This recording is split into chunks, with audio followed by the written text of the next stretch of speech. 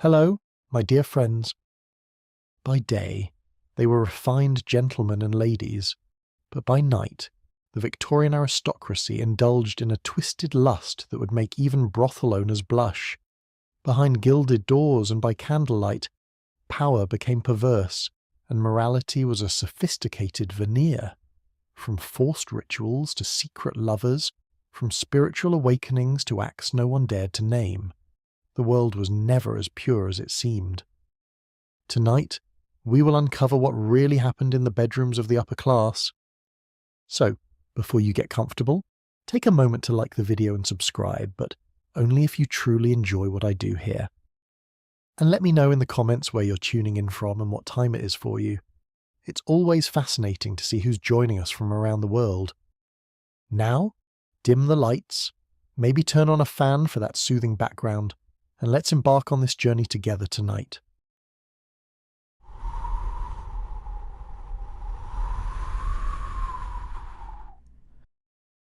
If one were to sit in the grand parlours of Victorian aristocratic homes, the impression would have been one of dignity, restraint, and moral authority.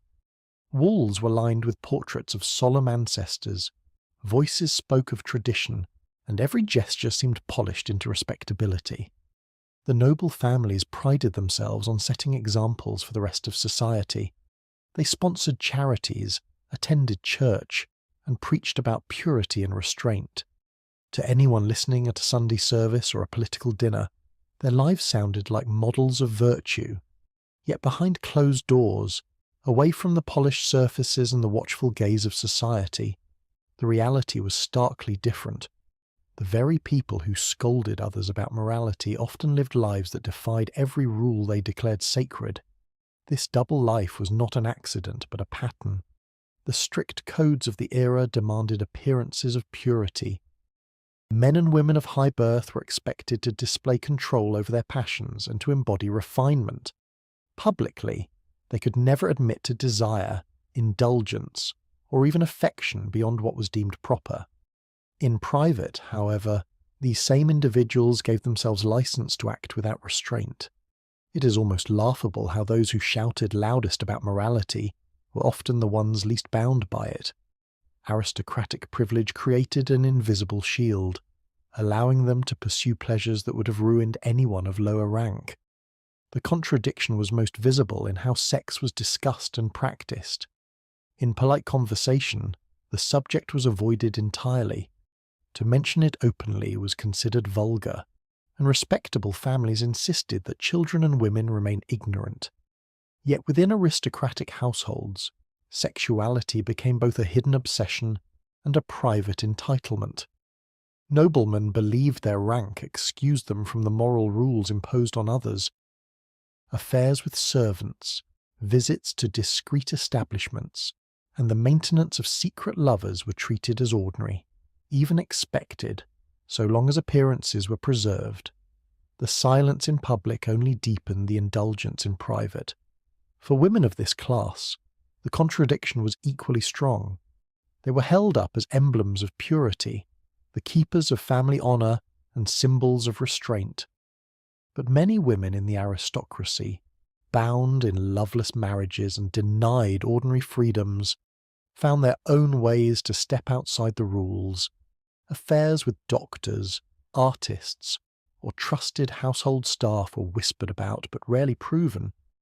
Some maintained diaries hidden in drawers, recording the contrast between their lives in society and the reality behind the bedroom door. If we compare this to today, it would be like politicians demanding strict laws on morality while secretly living lives of constant scandal. The hypocrisy was striking then, and it remains recognizable now. Power was the true engine behind this double life. Those at the top of the social order believed themselves above scrutiny. Servants were bound by dependence, unable to speak of what they saw. Newspapers hesitated to print accusations against the wealthy, fearing lawsuits or loss of favour. Even when scandals emerged, the aristocracy had the means to silence them. Money paid for silence, titles bought forgiveness, and reputation was guarded fiercely. The result was a culture where those with power indulged freely, convinced that morality was a tool to control others rather than a rule to guide themselves. Inside these homes, layers of secrecy protected the facade. Rooms were locked, servants rotated to avoid gossip, and conversations were conducted in coded phrases. Guests might attend glittering dinners, never realizing that the same halls hosted scenes of indulgence once the curtains were drawn. Nobility dressed in fine silks and jewels to appear as guardians of propriety, but those same costumes became instruments of role and fantasy when the night grew late. The sharp contrast between the public image and the private reality defined the aristocratic world of the time. The hypocrisy extended beyond personal lives into the very structure of society. The aristocracy imposed standards of chastity and obedience on the lower classes.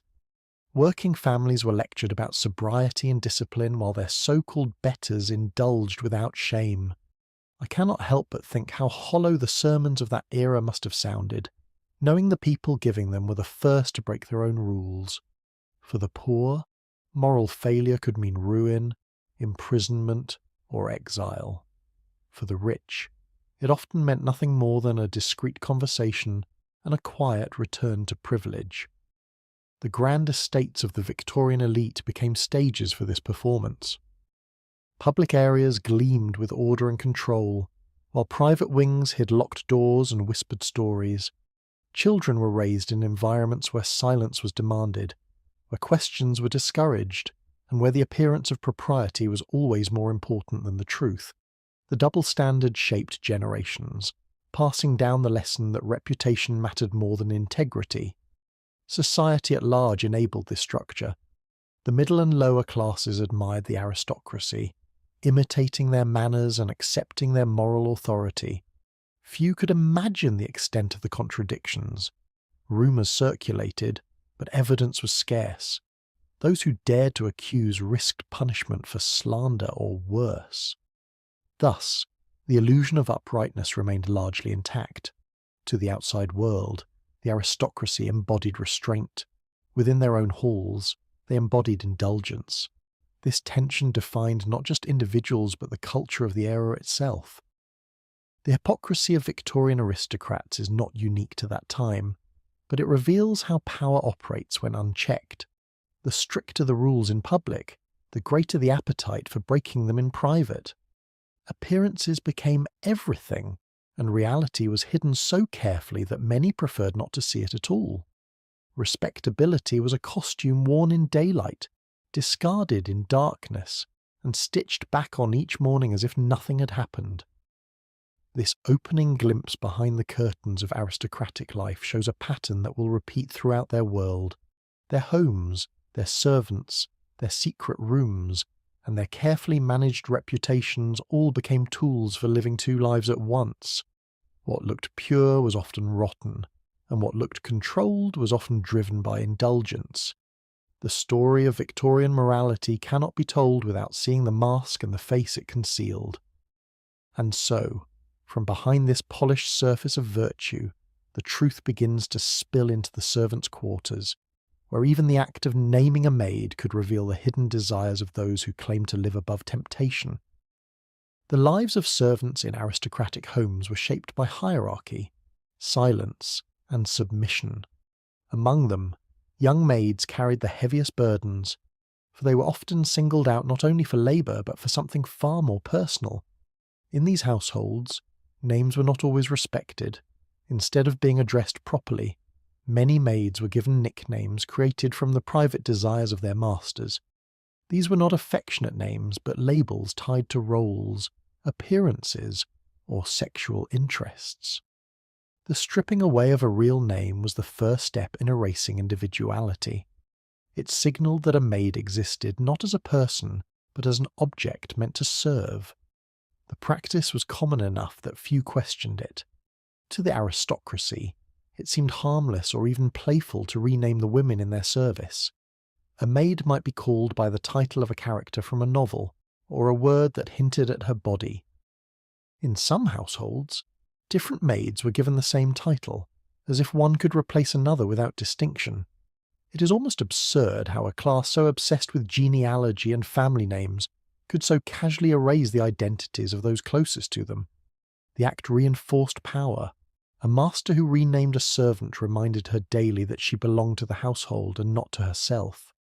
The humiliation deepened at night. Maids could be summoned to the master's chambers at any hour. The call was rarely refused, for refusal meant punishment or dismissal. In the strict social order of Victorian England, a dismissed maid carried shame that made finding new work nearly impossible. Silence became the safest choice. Women learned to climb the stairs without protest, to obey without speaking, and to leave without leaving any trace of what had occurred. The corridors of great houses were quiet, but within them lived stories never told aloud. Clothing became another layer of control. Some masters demanded that maids wear garments chosen not for function, but for display. Aprons trimmed with lace, ribbons tied in ways that drew attention, or uniforms altered to reveal rather than conceal. These garments were justified as part of service, but their true purpose was to amuse the household heads. If we compare this to today, it would be like an employer forcing staff to wear costumes that reflect private fantasies rather than uniforms for work. The imbalance of power ensured that few questioned the practice, and those who did quickly learned the cost of defiance. Within the houses, servants knew each other's fates. Whispered warnings passed among them, cautioning new arrivals about which rooms to avoid and which requests could never be refused. Yet even among themselves, details were rarely spoken aloud. To acknowledge too much was to risk despair or anger that could not be acted upon. Survival required quiet acceptance. The aristocracy relied on this silence, confident that the dependents of servants would protect their secrets. I often think about how heavy that silence must have been, pressing down on young women who had nowhere else to turn. Their world was limited to the walls of the estate, and beyond those walls lay poverty even harsher. The broader society did little to intervene. Newspapers occasionally carried stories of scandal, but they were usually dismissed as gossip or exaggerated attacks on respectable families. Authorities rarely questioned the conduct of the upper classes. The law was shaped by those who benefited from its blind spots. For maids, there was no recourse. Their stories remained hidden behind the respectability of the houses they served. The system thrived on repetition. A new maid arrived, she was renamed, and soon she fell into the same pattern as those before her. The cycle seemed endless. The masters saw themselves as entitled to such privileges, just as they were entitled to wealth and land. In their view, control over the bodies of their servants was simply another expression of status. The public mask of morality never cracked, because the victims lacked a voice strong enough to shatter it. Even within families, the practice was often overlooked. Wives sometimes knew, sometimes chose not to know, and sometimes even reinforced the control by directing the maids' duties themselves. Children grew up witnessing fragments of these dynamics, without understanding them fully, internalizing the lessons of power and silence that would later shape their own adult lives. The pattern passed from generation to generation, not as spoken rule but as unspoken habit. The contradiction is hard to ignore. A society that prized propriety allowed such private violations to continue unhindered. The very people who demanded chastity, obedience, and discipline from the poor treated their servants as instruments of desire. Reputation mattered, not truth. The servants' names, bodies, and dignity were stripped away while the masters polished their public image. Respectability became a mask held firmly in place while lives were quietly consumed behind it. To imagine walking through those estates is to see two worlds in one. In the grand halls, portraits, and banquets, one saw wealth and order. In the servant quarters, one found fatigue, silence, and the unspoken knowledge of what the night might demand. The contrast was sharp, yet both worlds existed side by side, sustained by the same system. Those above continued to preach morality, while those below carried the weight of its absence. The story of the nameless maids is a reminder of how deeply power can twist daily life.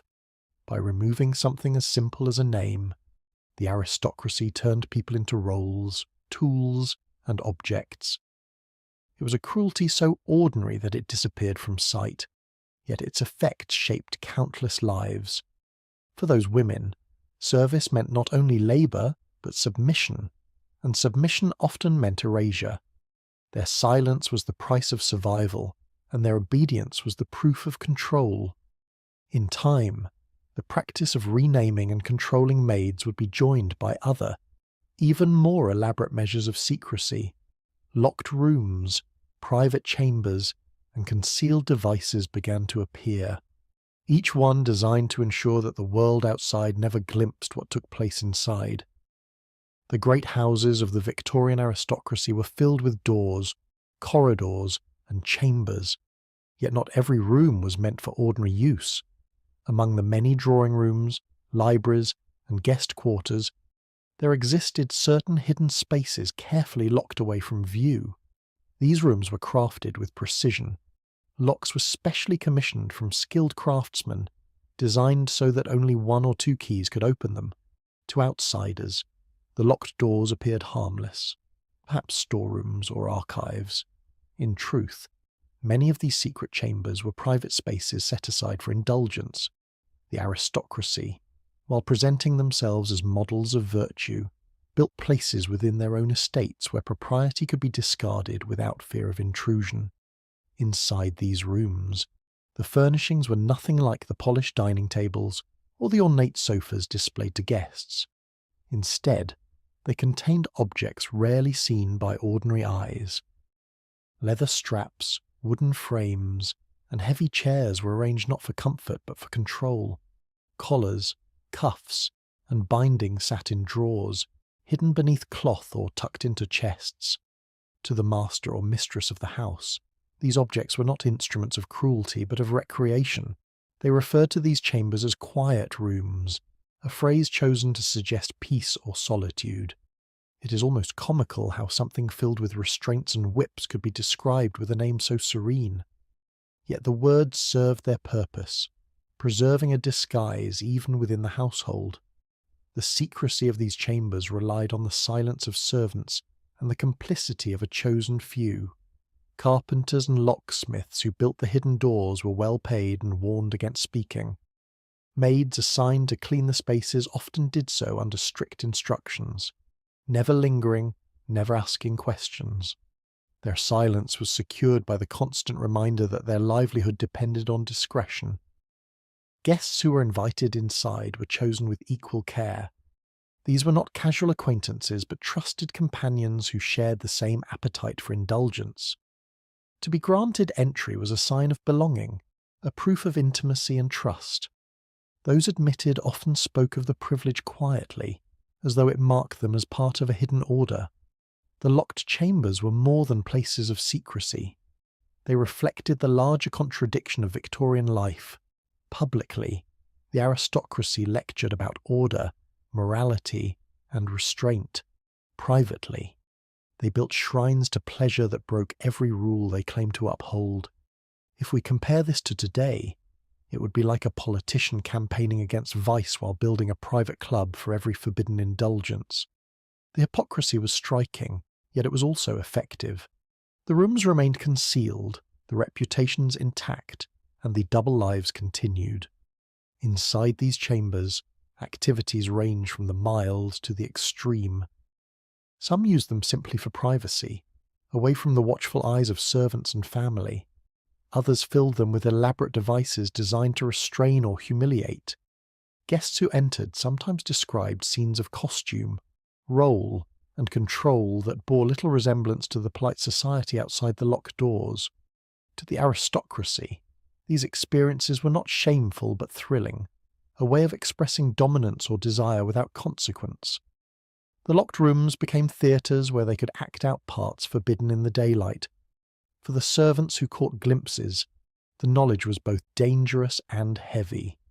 A maid sent to tidy such a chamber might find marks on the furniture or objects out of place, She could never speak of them, for to do so risked ruin. Some learned to move quickly, eyes lowered, as though not seeing what was plainly before them. Others became unwilling participants, drawn into the secrecy by orders they could not refuse.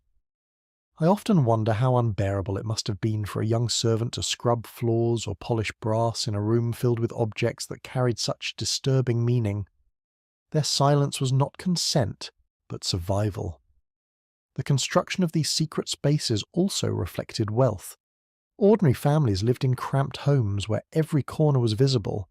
Only the aristocracy could afford to build rooms designed for concealment.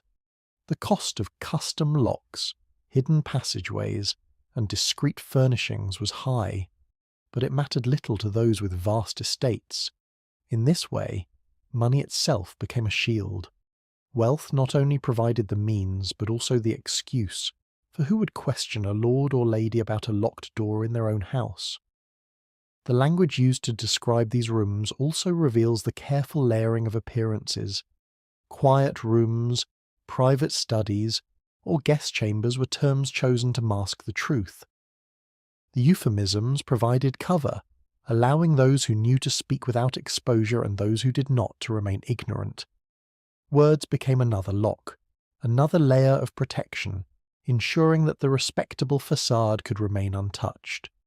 The existence of these locked chambers demonstrates how far the aristocracy went to preserve their dual lives. In their minds, morality was not about personal conduct, but about maintaining appearances. As long as the doors stayed shut and the servants stayed silent, they believed they remained untarnished. The hypocrisy was not hidden by accident, but designed carefully, reinforced by architecture, money, and fear. The rooms were both literal and symbolic barriers, keeping truth locked away while respectability stood proudly in the open. Walking through such a house, one might pass the grand staircase, the gilded mirrors, and the polished floors, never suspecting that just behind one door lay a world utterly different from the surface. That contrast is the essence of aristocratic life in the Victorian age. The greater the display of virtue, the deeper the concealment of vice. The locked rooms were not exceptions but essential parts of the system, showing how far people would go to preserve illusions. In time, stories of such chambers would surface, whispered in gossip or hinted at in scandals. Yet few were ever exposed fully. The secrecy endured, protected by silence, wealth, and power. What mattered was not what happened behind those doors, but that the doors remained locked to the outside world. For the aristocracy, that was enough. The grand banquets and balls of the Victorian aristocracy were presented to the outside world as the height of refinement. Invitations were written in elegant script, delivered with formality, and accepted with anticipation. Guests arrived in polished carriages, stepping down onto marble steps with practised grace. Women wore gowns layered with silk, lace, and jewels, while men adjusted their coats and gloves with careful precision. Inside, music filled the air. Chandeliers cast bright light across polished floors, and servants moved silently among the guests with trays of wine and delicate food. To the unknowing observer, these gatherings looked like nothing more than a celebration of culture, wealth, and tradition. Yet hidden within the carefully arranged order was another purpose that only those inside the circle understood. The games began once the formal dances and introductions were complete. At first glance, they seemed like innocent diversions. Cards were laid out on velvet tables, dice rolled across polished wood, or lots were drawn from ornate bowls. The outcome of these games determined who would be paired with whom for the rest of the evening.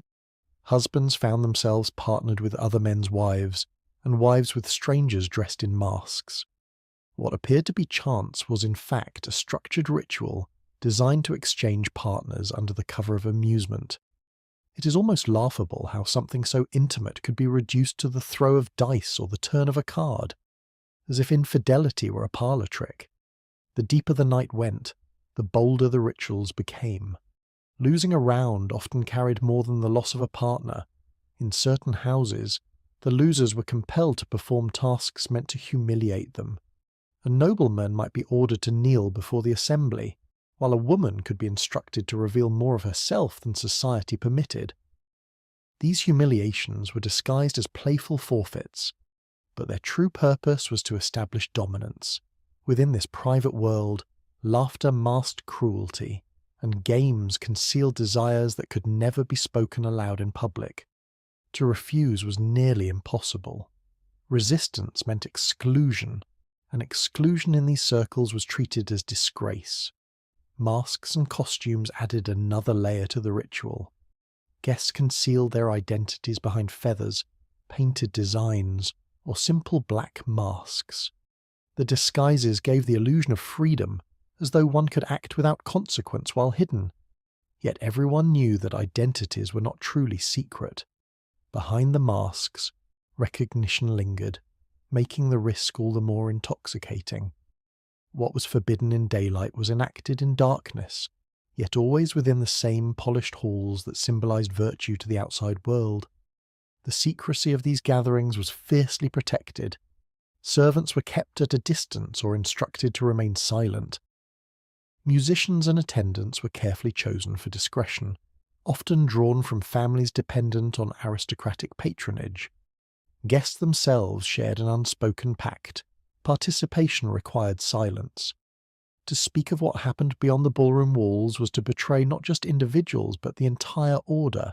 If we compare this to today, it would be like corporate leaders hosting charity events that quietly turned into secret exchanges of partners once the press had gone home. The pattern was not hidden from those inside but invisible to those outside. The consequences of these rituals extended far beyond the night itself. Affairs born in these games often developed into lasting arrangements. For some couples, the exchanges were tolerated, even expected, as part of belonging to the aristocracy. For others, they became sources of quiet resentment or leverage. Secrets became currency. Knowing what another household's lord or lady had done was a weapon as much as a bond. The games created ties of silence, complicity, and control that bound families together in ways polite society could never imagine. The atmosphere of these nights shifted as they progressed. Early in the evening, the hall was filled with polite chatter and formal waltzes.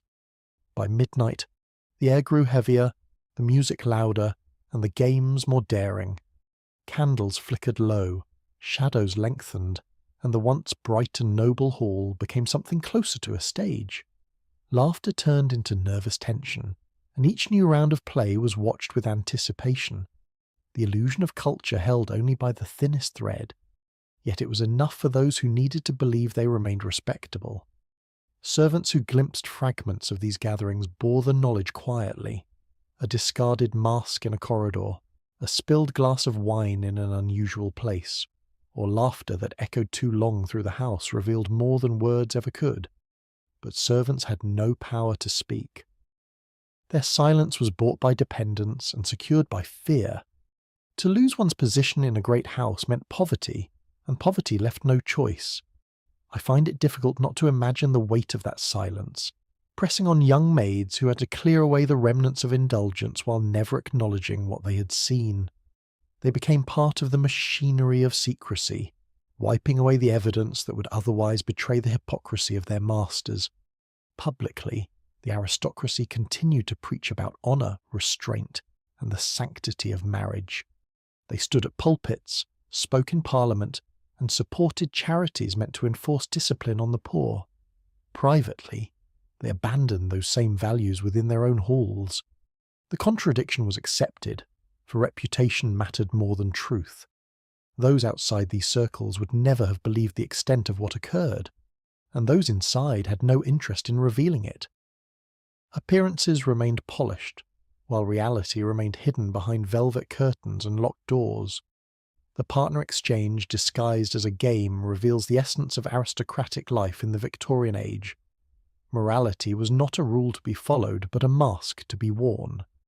These games turned hypocrisy into ritual, giving indulgence a structure that seemed harmless but was deeply destructive. They showed how power could twist leisure into cruelty, and how reputation could survive even the most blatant contradictions. The balls that ended in these games were not aberrations, but symbols of how privilege reshaped morality for those who believed themselves untouchable. In the morning, the ballroom appeared no different than any other. Servants polished the floors, refilled the candles, and arranged the chairs for the next occasion. The air smelled only of wax and wood. The music had faded, and the laughter was gone. Yet within the memory of those who had attended lingered the knowledge of what had occurred, locked away behind silence and secrecy. The great houses once again stood as monuments of dignity, hiding the contradictions that lay within. Aristocratic marriages in the Victorian world were built more on duty than on intimacy. Husbands and wives were expected to fulfill roles that served the continuation of the lineage, the preservation of estates, and the maintenance of appearances. Love or desire had little to do with it. For many noble women, marriage meant a lifetime of obligation without affection, their bodies reduced to tools of inheritance. The public image was one of order and family pride, yet behind the curtains, many wives lived in quiet despair, bound to men who sought pleasure elsewhere and treated their spouses as mere instruments of reproduction. For the men, the arrangement was rarely questioned. Aristocratic husbands often spent their nights in brothels or with mistresses, while their wives remained at home, waiting in silence. In these marriages, the wife's role was clear: to produce children who would carry the family name. She was not expected to feel, to want, or to act beyond this narrow function. The notion of a wife desiring intimacy with her husband was not only discouraged, but condemned. It is almost ridiculous that a woman could be shamed for wanting affection from the very man society forced her to marry. Yet this was the reality in houses where reputation mattered more than humanity. Women who dared to show interest in their husband's affection were quickly labelled. To express desire was to risk being called shameless, indecent, or even promiscuous. The contradiction was cruel. A wife was expected to bear children, yet she was forbidden to acknowledge the natural feelings that might accompany such a role. The double standard left her trapped between duty and silence.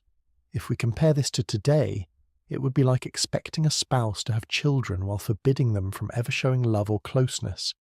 The absurdity is clear when viewed from the present, yet it was accepted then as part of the order of things. Some women left behind letters or private diaries that reveal their inner thoughts. In them, they describe feeling like vessels rather than partners. Their marriages reduced to arrangements where they had no agency. They spoke of themselves as cages of flesh, bearing the weight of expectation without freedom. These writings were rarely meant to be seen, often hidden in drawers or burned when discovered. Yet they provide a window into the lives of women who were silenced in public but cried out in private. I cannot help but feel a deep unease when imagining those voices locked away, erased by a world that refused to hear them. The hypocrisy of this system was reinforced by society at large. Men who sought brothels were excused as following their nature, while women who sought the same were destroyed by scandal. Men could speak openly of their appetites among trusted circles, while women were required to keep even their most basic needs hidden. The aristocracy built its identity on discipline and propriety, but these values applied only to one half of the marriage. For wives, morality was a chain. For husbands, it was an ornament that could be removed at will. This imbalance extended into the upbringing of children.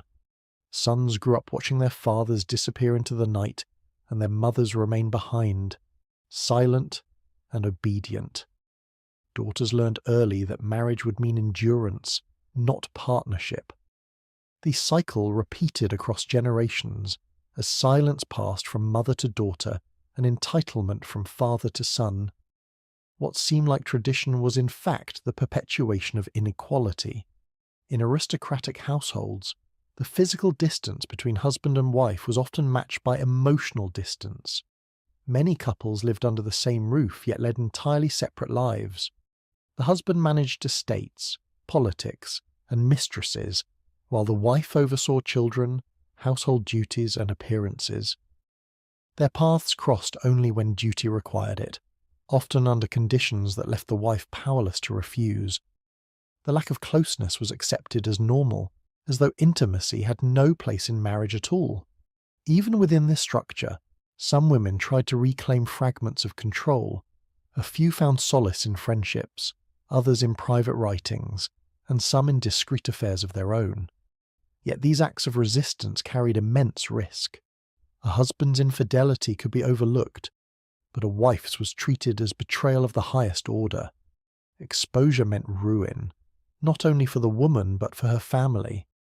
As a result, most endured quietly, burying their hopes under the weight of expectation. The social consequences of this system were profound. Wives were cut off from companionship in their marriages, while men normalized their indulgence outside of them. Brothels flourished, mistresses gained influence, and yet the public face of the aristocracy remained one of moral superiority. To society, the aristocratic wife appeared adorned in jewels and lace, the picture of respectability. In truth, many of these women felt hollow, confined to roles they could not escape. What makes this reality striking is how it was simultaneously visible and ignored. Everyone knew where the men went at night, and everyone knew the women stayed behind, yet no one spoke of it, as though silence could erase contradiction. The grand estates stood as monuments of power and virtue, while inside them, women lived as prisoners of duty. The silence was not born of ignorance, but of willful denial. This world shows how far appearances can distort truth.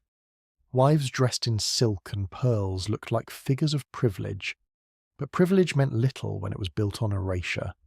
Their lives were not their own, but extensions of a family name and a husband's will. The public image was one of wealth and grace, but the private reality was one of endurance and emptiness. To look at the portraits of these women today is to see beauty and elegance framed in gold.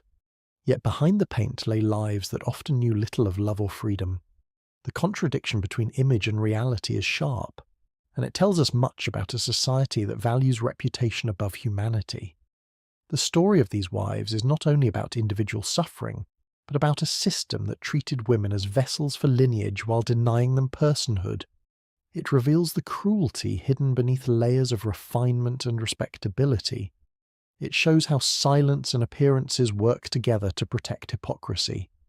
In these marriages, the wife's duty was to bear children, but never to seek closeness. The husband's role was to maintain order, but never to honour equality.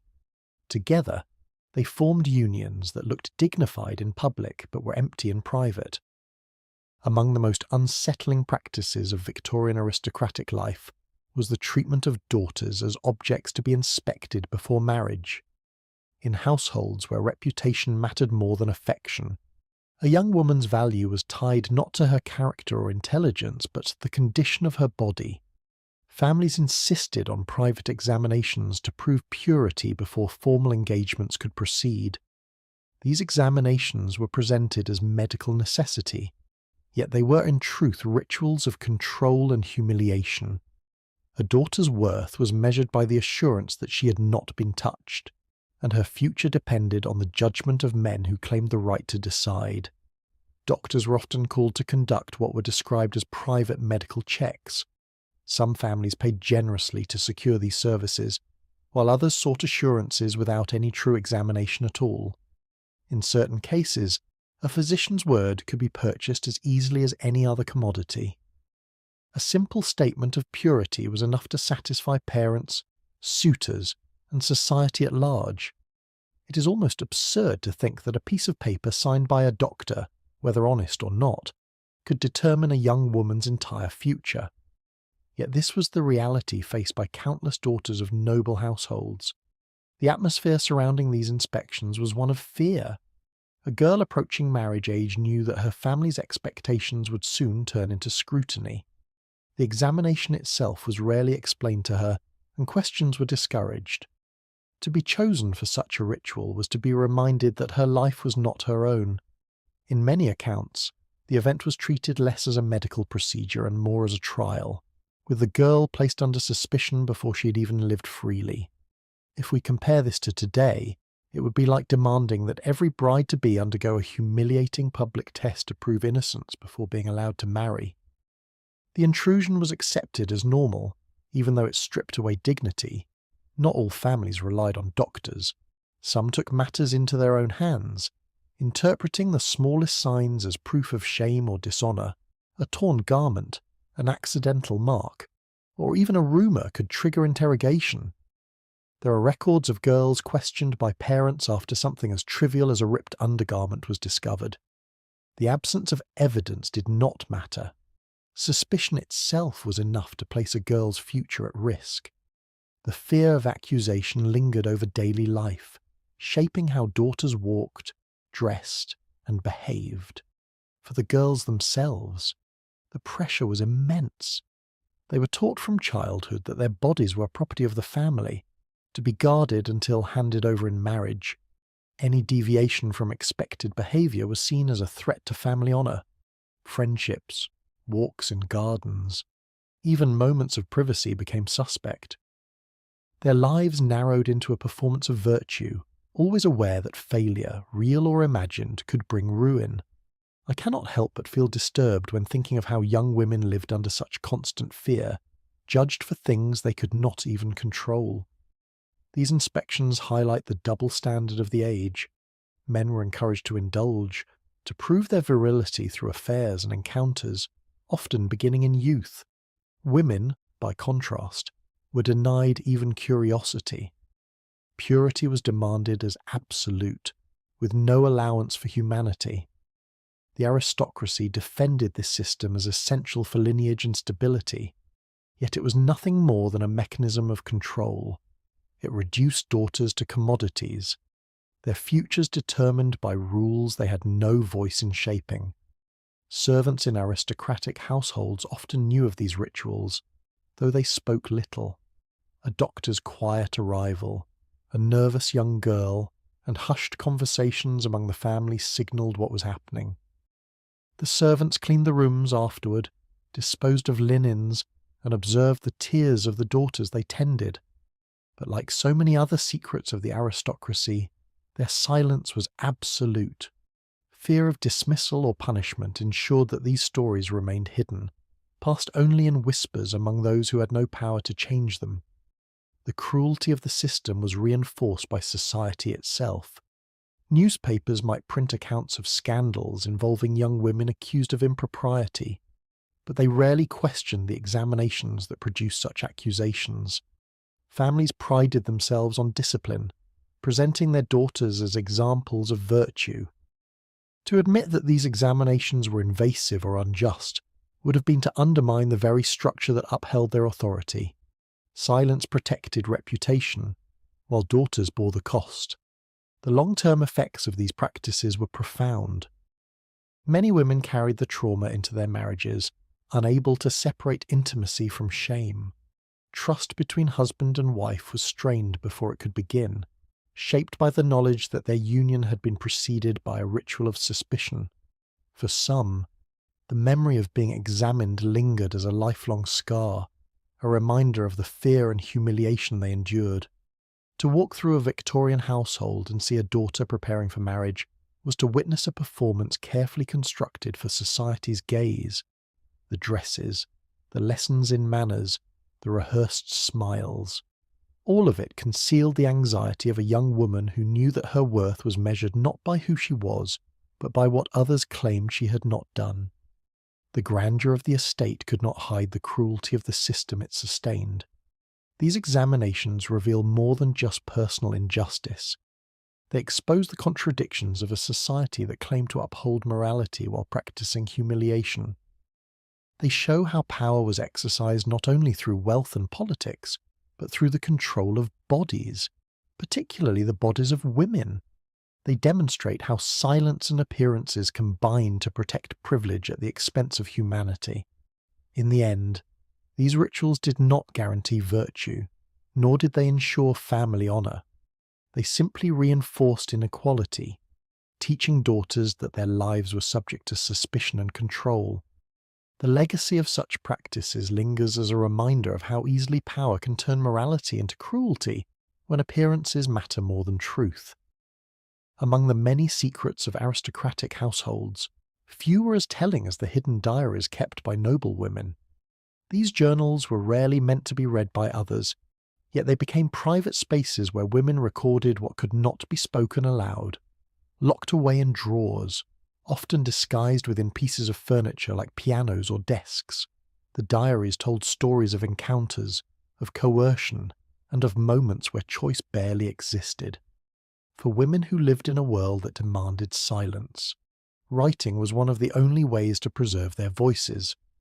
The words written on those pages revealed truths that public appearances worked so hard to conceal. The diaries varied in tone and detail. Some were matter of fact, listing events as though recording the weather, each entry a chronicle of nights endured or commands obeyed. Others were filled with coded language, symbols, and drawings, designed to protect the writer should the book be discovered. In many, initials replaced names, or abstract designs stood in for acts too dangerous to describe openly. It is almost ironic that women who were denied the right to speak freely became experts in crafting secret languages to protect their own stories. The care with which they wrote shows how fragile and dangerous truth could be in a world that punished honesty. The choice of hiding places was deliberate. Pianos were common in aristocratic homes, symbols of culture and refinement. Their polished surfaces and elegant presence made them unlikely objects of suspicion.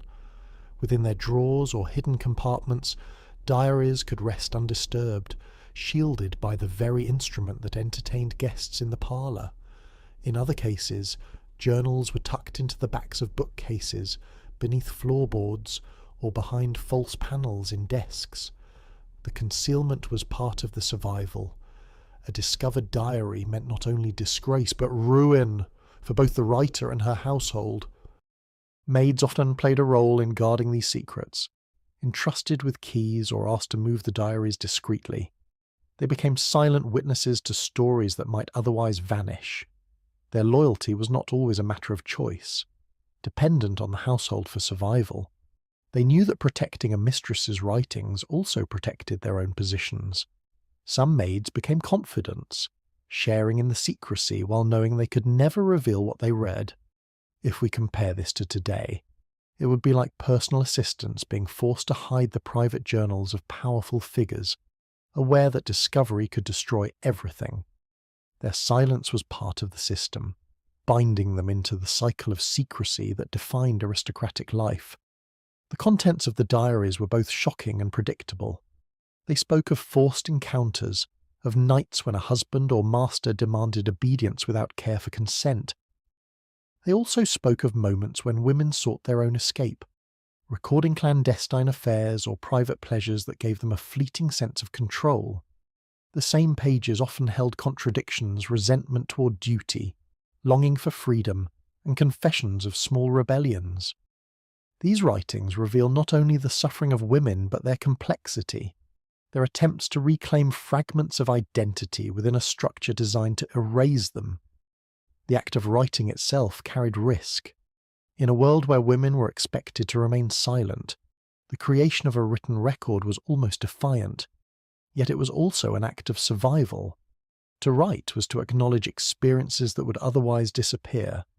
The words might never be read, but they preserved a truth for the writer herself. In the silence of aristocratic halls, where appearances ruled and voices were stifled, ink on paper became a quiet form of resistance. I often think about how heavy those diaries must have felt in the hands of the women who wrote them, each page a weight they carried alone. Discovery was the greatest danger. If a diary were found by a husband, it could be burned, its writer punished, or its contents used as evidence of betrayal. Families feared scandal more than cruelty, and a discovered diary could be twisted into proof of disgrace. For this reason, secrecy was everything. Women hid not only their words but themselves, living in constant fear that their truths would slip into the wrong hands. The piano drawer, the locked box, The hidden key, these became lifelines to keep silence intact.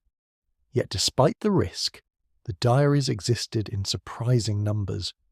Historians have uncovered fragments, sometimes only a page or two, preserved accidentally when furniture was moved or estates dismantled. These fragments offer rare glimpses into the private world of women whose voices were otherwise erased from history. They show that even in the most restrictive conditions, women found ways to assert their presence, however fragile. The aristocracy wanted them silent, but their words, though hidden, endure. The secrecy of these diaries reflects the broader hypocrisy of the age. Publicly, aristocrats boasted of morality, discipline, and respectability. Privately, they created systems of silence where truth was hidden away in locked compartments. The diaries captured not just acts but emotions, revealing the dissonance between appearances and reality. They are records of lives lived in contradiction, caught between duty and desire, silence and expression, power and vulnerability. To imagine the sound of a piano in a Victorian parlour is to imagine music floating through a room filled with guests, laughter, and polite conversation. Yet within that same piano might rest a book filled with secrets too dangerous to voice. The contrast is sharp. The polished keys presented culture, while the hidden drawer preserved truths that culture refused to acknowledge. This image captures the essence of aristocratic life, the surface refined, the reality concealed. In the end, these diaries remind us that silence was never complete. Women found ways to write, to record, and to remember. Though many journals were lost, destroyed, or hidden forever, the fragments that remain tell us that voices were present even when no one wanted to hear them. The ink on those hidden pages is a testament to lives lived under the weight of appearances, where even the act of remembering became dangerous. In the world of Victorian aristocracy, power was often hidden behind the polished language of culture and refinement. Fathers who claimed to be patrons of the arts sometimes twisted that reputation to justify the unthinkable. Under the pretense of celebrating beauty, they forced their own daughters to undress before artists, framing the act as a lesson in aesthetics. The word art became a shield, allowing exploitation to masquerade as education. What should have been the role of protection was transformed into control, and the daughters who endured these sessions had little choice but to obey. These so-called artistic encounters were carefully arranged. A private studio or a drawing room was prepared, curtains drawn, and an artist invited to record the scene. The daughters were told to pose, to remain still, to embody the classical figures their father spoke of with admiration. Fathers pointed to statues from antiquity or Renaissance masterpieces as proof that nudity in art was a noble tradition. It is almost absurd that men who were meant to guard their family's honour could point to Michelangelo as an excuse for humiliating their own children. The hypocrisy was not hidden. It was simply ignored by those who benefited from it. For some, sketches and paintings were not enough. Reports tell of photographs being taken, small images preserved and hidden away in books or albums. These were not displayed proudly but kept in private, tucked into pages where only the owner could find them. The very act of hiding the images confirmed their true nature. They were not art meant to be shared, but objects of personal use, concealed behind the same reputation that declared them respectable. If we compare this to today, it would be like respected leaders secretly collecting forbidden images and justifying them as cultural treasures. The disguise was thin, but wealth and status made it convincing. The daughters themselves bore the weight of this silence.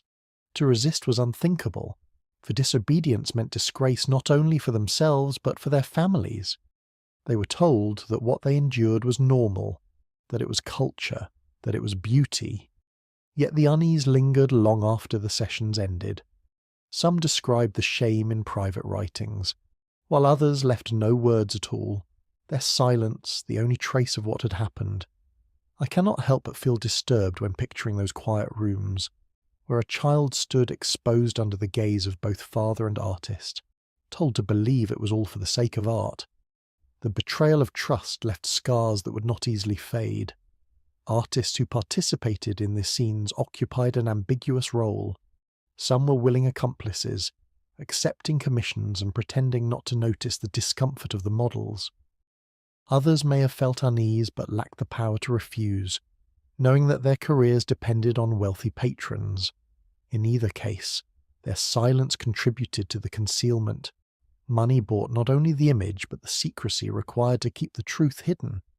A finished painting or sketch became both a work of art and a document of exploitation, though few would ever admit it. When suspicions arose, fathers relied on their influence to smother them. Accusations were brushed aside with references to culture and tradition. They spoke of educating their children, of cultivating appreciation for beauty, of following the noble path of art.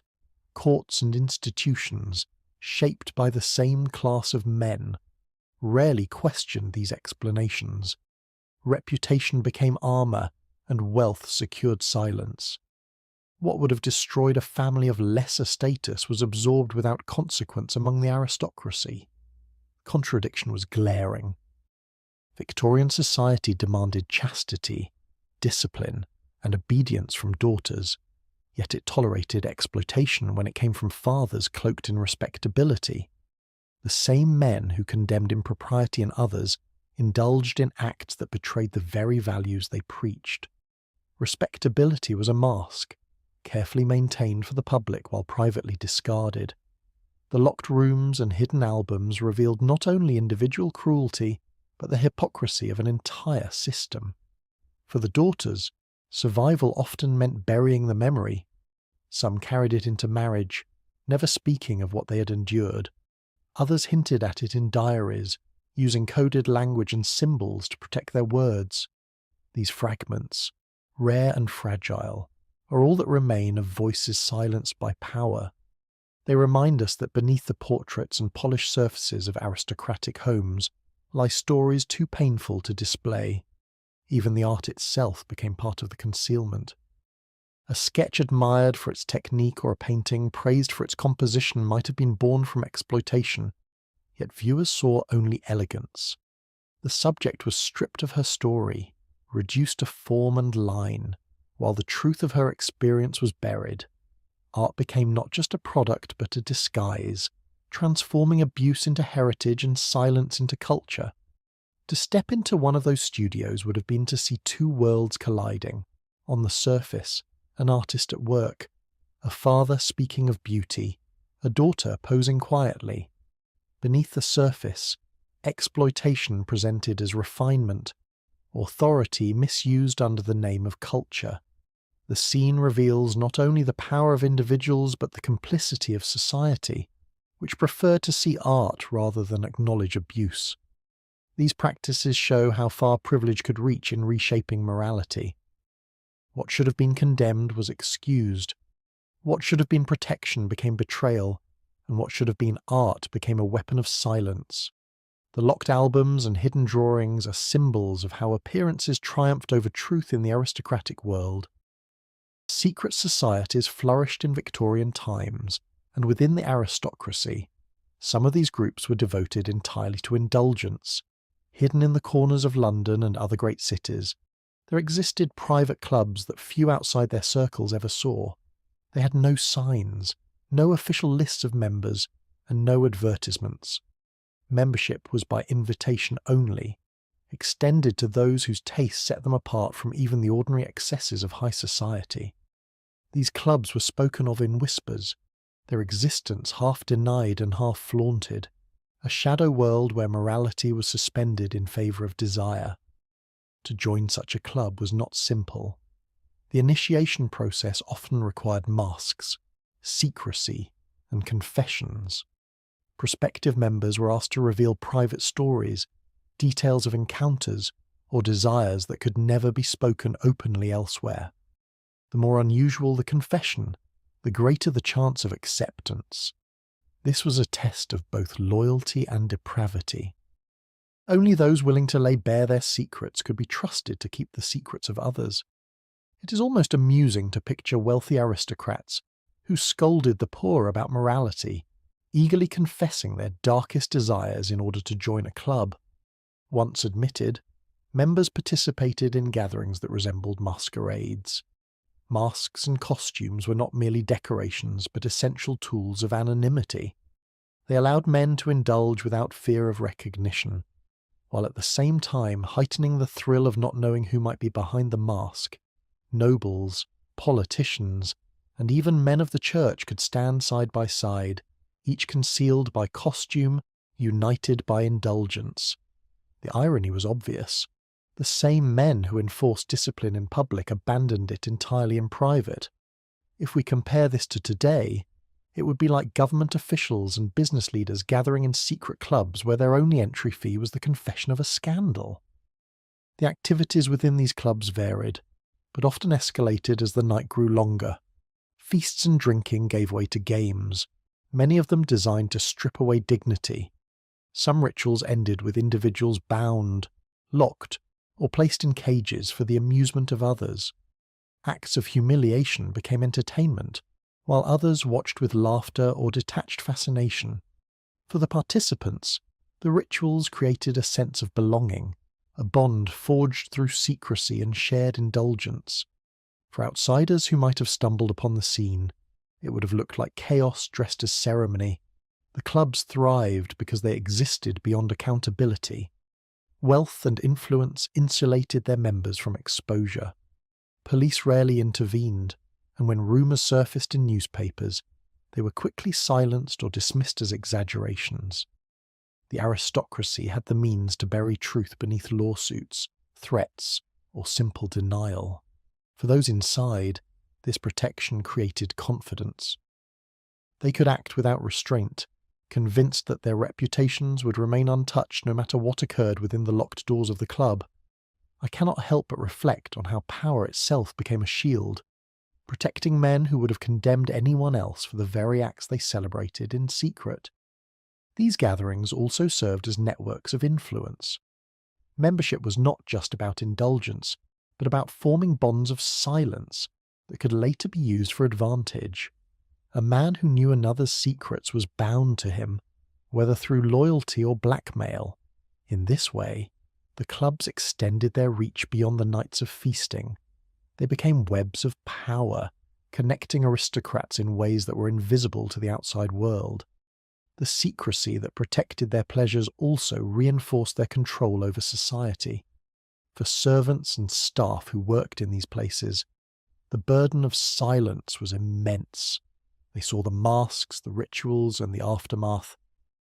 They cleaned the rooms, tended the fires, and removed the evidence of nights that defied every public rule. Yet they could never speak.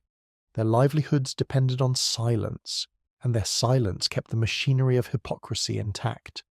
The cost was heavy, but like so many aspects of Victorian aristocracy, the suffering of the powerless sustained the indulgence of the privileged. The legacy of these clubs survives in fragments. Stories passed down in memoirs, scattered references in court documents, and rare mentions in newspapers hint at what took place. The details are incomplete, yet they are enough to reveal a world where aristocrats lived two lives. In public, they posed as guardians of morality. In private, they gathered in hidden rooms to indulge in rituals that mocked the very values they claimed to uphold. These secret societies were not simply diversions. They were institutions that reinforced the structure of hypocrisy that defined the Victorian aristocracy. They demonstrate how far privilege can stretch, twisting morality into spectacle and secrecy into power. The locked doors of these clubs concealed not only indulgence, but the truth about the men who shaped society. High-class prostitutes occupied a dangerous position in the world of the Victorian aristocracy. They were welcomed into private rooms, invited to secret gatherings, and paid handsomely for their company. But with that access came knowledge that made them a threat. These women saw what no one else was meant to see. They learned names, faces, habits, and desires that could ruin reputations if spoken aloud. The very reason they were chosen, their discretion, was also the reason their lives were fragile. Aristocrats relied on them for pleasure, yet feared them for what they knew. Some of these women lived in relative comfort compared to the poor who filled the streets. They were provided with apartments, fine clothing, and stipends in exchange for loyalty and silence. At first, it might have seemed like security, a life elevated above hardship, but the gift was never free. Every possession was a chain, binding them to the men who controlled their fates. It is almost sarcastic to think of this as generosity when it was little more than payment for secrecy. Their comfort could vanish the moment they ceased to be useful, and many learned that the protection of the aristocracy was as fragile as it was deceptive. The rules were clear. They were expected to remain silent, never repeating what they saw or heard. Conversations overheard in private rooms, glimpses of aristocrats in compromising positions, and knowledge of rituals hidden from public view all had to be buried. For those who kept the rules, life could continue. For those who broke them, consequences came swiftly. If we compare this to today, it would be like employees of the most powerful figures being forced to sign contracts of silence, under threat of losing not just their jobs but their lives. The imbalance of power meant that these women had no recourse. To speak was to risk everything, and to remain silent was to survive. Rumours circulated when a woman disappeared suddenly. The explanations were always vague. Some were said to have fallen ill, others to have retired, and others to have left the city without notice. Yet behind these stories, people suspected a harsher truth. Women who spoke too freely often vanished. Their names were erased from ledgers, their belongings quietly removed, and their presence forgotten. The aristocracy had both the money and the influence to ensure silence not only from the women themselves but from society at large. For those who remained, the fear was constant. They lived each day aware that they walked a narrow path. To please too little was to risk replacement. To speak too much was to risk disappearance. Their existence was balanced on secrecy, and that secrecy isolated them from others, even among themselves. These women rarely shared details, knowing that trust could be dangerous. Their world was one of performance, where every smile concealed unease and every silence concealed truth. I cannot help but think about how lonely their lives must have been, surrounded by wealth yet unable to trust anyone with what they carried inside. The aristocrats who relied on them rarely considered the danger. To them, these women were replaceable, one face exchanged for another. What mattered was not the person, but the silence. A woman's value was measured by how well she kept secrets, not by her beauty or skill. In this sense, the high-class prostitutes of the Victorian world were less companions than vaults, expected to store the hidden lives of men who ruled society. Despite the risk, fragments of their voices survive. In court records, occasional testimonies surface where a woman, pressed by circumstance, spoke of what she had seen. In private writings, rare diaries or letters reveal glimpses of their experiences. These traces are fragile, but they remind us that silence was never complete. Even in the darkest corners of secrecy, truth had ways of surfacing, however faint. The broader society accepted this arrangement without question. The presence of these women was known but rarely discussed openly. Newspapers might allude to scandals, but names were withheld and stories softened. Respectable families preferred to believe the illusions presented to them, rather than confront the corruption beneath. Silence served everyone except the women themselves, who carried the burden of knowledge without protection. The existence of high-class prostitutes in Victorian aristocracy reveals the depth of hypocrisy within the system. Publicly, aristocrats spoke of morality, family, and honour. Privately, they indulged in acts that contradicted every word of those sermons. The women who accompanied them became both participants and prisoners in this contradiction. Their lives illustrate how privilege could demand silence while offering nothing in return. For the aristocracy, the disappearance of a woman meant nothing more than finding another. For the women, it meant the end of everything. This imbalance is the essence of their world, one side untouchable, the other disposable. The cost of silence was measured in lives, and the aristocracy paid that price without hesitation. These stories remind us that behind the polished halls of power were countless women whose lives ended in obscurity. Their names are forgotten, their faces erased, but the shadow of their experiences lingers in history. Theirs is a story of knowledge turned into danger, of trust turned into isolation, and of survival always balanced on secrecy. The position of aristocratic women in Victorian society was defined by restriction in public, yet marked by surprising control in private. While expected to embody purity, restraint, and obedience in the eyes of the world, some noble women created spaces where those expectations no longer applied. Behind locked doors and in hidden chambers, they overturned the roles assigned to them and asserted dominance over those beneath them. These women found power not in the drawing rooms where they were expected to smile politely, but in private rituals where they commanded absolute control. The contradiction was sharp. Women denied authority in politics or law could still wield domination over their servants and lovers in ways that shocked